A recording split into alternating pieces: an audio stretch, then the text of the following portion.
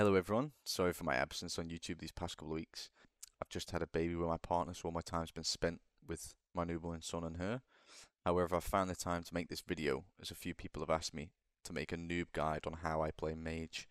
I've broken everything down into timestamps so you can scroll along to get to the part that you want to know. First part is talents. This build is built around Ray of Frost damage, Frost Bomb damage, ticks, and Glacial Spike damage. Overall, this build has massive damage output and one-shot potential. There is only one talent that I change frequently, and that is the Shimmer/Icy Flows talent. Depending on what class you're facing, Icy Flows can prove to be very strong. I usually take Icy Flows against Rogues, Warlocks, Shadow Priests, and Feral Druids. A little tip that I do is always to make sure I use Blink before using Alter Time, because when Alter Time finishes, it resets your Blink, and you don't want to waste it. It also works the same with Shimmer. It resets one charge. When it comes to PvP talents, I usually take the same three, which is Ring of Fire, Frost Bomb, and Concentrated Coolness. Sometimes Snowdrift is nice to take against melee comps, so I swap that out for Ring of Fire. But usually I play with a healer that can stun anyway, so it feels kind of useless. Ring of Fire is great to take because you can bait kicks with it, and the damage is nice. Frost Bomb is single-handedly the most important talent you can pick. Since Blizzard buffed Frost Bomb damage, it deals crazy amounts of damage, and paired with Glacial Spike or Ray, it honestly deals unhealable damage. Gear. I'm splitting between Mastery and Haste, more so on the Mastery side. I will be going for the 4-set to see if it's worth it, but it's definitely worth taking the 2-set bonus this season. I currently have the 2-set bonus on my helmet and legs. I play Badge and Medallion.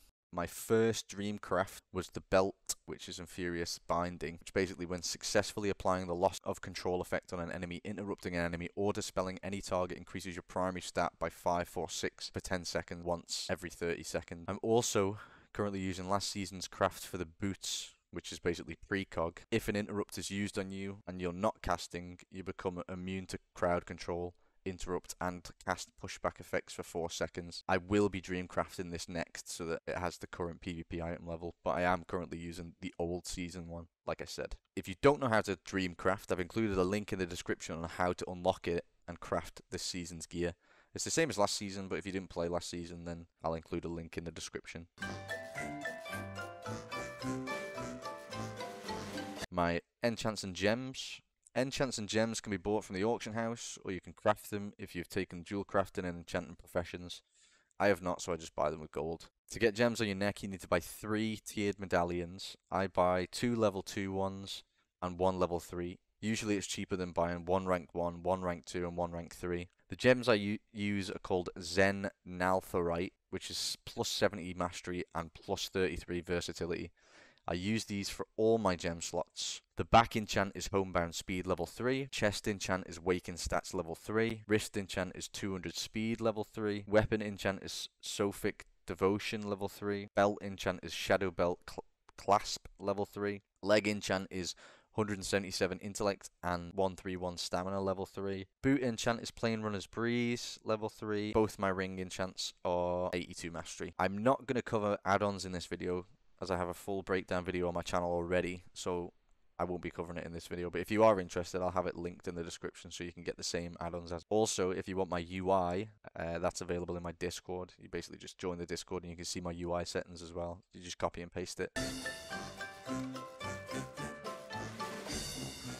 Macros. These are the macros I use when playing Mage. Polymorph Arena macros. I have 3 of them. These macros all do the same thing, just target different arena targets. So target Arena 1, Arena 2, Arena 3. And then you can tell which one's Arena 1, Arena 2, Arena 3 if you have S Arena installed. So the top one is Arena 1, second one is Arena 2, and the last one is Arena 3. The next macro I use only as Frost, because for some reason when I play Frost I always seem to double click block and only use 0.01 seconds of block. So this macro basically means that once you press it, if you press it again and again, it doesn't take you out of it. So you can basically spam click it to make sure that you land block and it's not going to take you out. The next macro is a simple damage CD pop macro. I use it to activate my Icy Veins and Badge Trinket. The last macro I use is a focus kick macro. So I usually make the healer the focus, And whenever I see the healer casting this spell I want to kick and I'm in range, I will use the focus kick macro and it will kick the focus rather than the target. Also, another tip for mage counterspell, you don't actually have to be facing the target to kick the target. For burst damage, for full burst damage, I pop my damage macro. Frozen Orb, Blizzard, Flurry, Ice Lance. If you get another proc of Flurry, then use that, then Ice Lance again, then Comet Storm. I then use Flurry again, Frost Bomb, Glacial Spike, Ray of Frost. Always make sure to use Flurry before pressing Ray, otherwise the damage is terrible. It's not worth pressing. Outside of that burst window, you're using Frost Bomb off cooldown, generating icicles and using Spike, and obviously kiting. With Ray of Frost, I tend to shimmer behind the pillar to stop the risk of being kicked. Or when playing Blink, I use Icy Flows and walk behind the pillar, same with Spike. But realistically, you want to make them waste their kick before you do this go. Using your CC, Polymorph is a powerful spell, and when used correctly, it can secure games with ease. Always try to land a poly on the off-target / healer before you do your burst damage go. If you can't use Polymorph because you're facing a druid, then try using Ring of Frost instead.